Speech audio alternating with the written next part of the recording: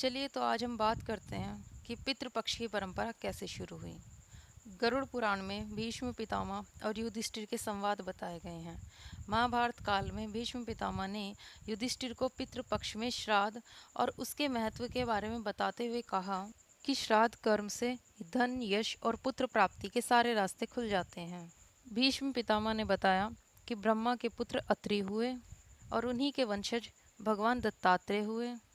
दत्तात्रेय के पुत्र महर्षि निमि हुए और निमि के पुत्र श्रीमान हुए। अपने पुत्र की आकस्मिक मृत्यु से दुखी होकर महर्षि निमि ने अपने पूर्वजों का आह्वान करना शुरू किया। उनके आह्वान पर उनके पूर्वज महर्षि अत्रि उनके सामने प्रकट हुए और उन्होंने कहा, निमि आपका पुत्र पहले ही पितृदेवों के बीच में स्थान ले चुका है। चूँकि आपने अपने दिवंगत पुत्र की आत्मा को खिलाने और पूजा करने का कार्य किया है, यह वैसा ही है जैसा आपने पितृयज्ञ किया था। उस समय से श्राद्ध को सनातन धर्म में महत्वपूर्ण अनुष्ठान माना जाता है। इसके बाद से महर्षि निमि ने भी श्राद्ध कर्म शुरू किए और उसके बाद से सारे ऋषि मुनियों ने श्राद्ध करना शुरू कर दिया। कुछ मान्यताएं बताती हैं कि युधिष्ठिर ने कौरवों और पांडवों की ओर से युद्ध में मारे गए सैनिकों के लिए अंतिम संस्कार के बाद उनका श्राद्ध किया था।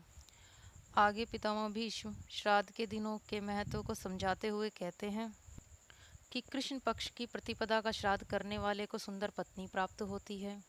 दूसरे दिन श्राद्ध करने से पुत्री प्राप्ति की संभावनाएं बन जाती हैं। तीसरे दिन के श्राद्ध से घोड़े मिलते हैं। चौथे दिन के श्राद्ध करने से बहुत छोटे छोटे पशु घर में आते हैं। पांचवें दिन के श्राद्ध करने से पुत्रों के जन्म की उम्मीद बढ़ जाती है। छठे दिन वाले श्राद्ध से मनुष्य की सुंदरता बढ़ जाती है। सातवें दिन के श्राद्ध करने से घर की खेती अच्छी होती है। आठवें दिन के श्राद्ध से व्यापार अच्छा चलता है। नौवें दिन के श्राद्ध करने से पाले गए पशुओं का स्वास्थ्य अच्छा रहता है। 10वें दिन के श्राद्ध करने से पाली गई गाय को सुख शांति प्राप्त होती है। 11वें दिन के श्राद्ध से बर्तन व कपड़ों में फायदा होता है। 12वें दिन के श्राद्ध से आभूषण व धन में वृद्धि होती है। 13वें दिन श्राद्ध करने से व्यक्ति को सम्मान प्राप्त होता है। लेकिन 14वें दिन श्राद्ध करने से अकाल मृत्यु का संकट बढ़ता है। अमावस्या के दिन श्राद्ध करने से श्राद्ध करने वाले की सभी इच्छाएं पूर्ण होती हैं। अगर आपको आज की जानकारी अच्छी लगी है तो चैनल को सब्सक्राइब करें और बेल आइकन दबाना ना भूलें।